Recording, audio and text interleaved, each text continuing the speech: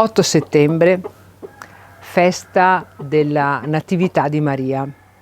È un motivo di riferimento per molte diocesi, per molte basiliche della nostra zona. Se da Valgrande infatti si volesse fare una puntatina a Vicenza, si potrebbe capire che l'8 di settembre è una festa particolarmente sentita.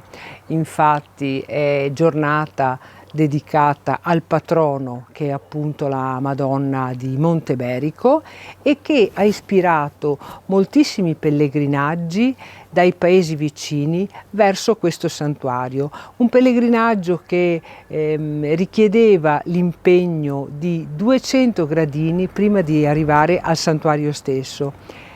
Qui in zona invece, se parliamo della Natività di Maria e se parliamo della figura di Maria, subito possiamo pensare alla Beata Vergine del Pilastrello, che si trova nella cittadina di Lendinara, qui vicino a noi, e che sta vivendo proprio in questi giorni i festeggiamenti legati al settembre lendinarese.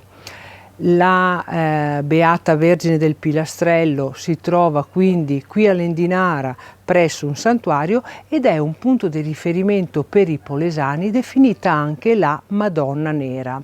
L'8 di settembre, giornata quindi della Natività di Maria, però era anche la giornata, nella tradizione contadina, della chiusura dei lavori e della fine dell'estate.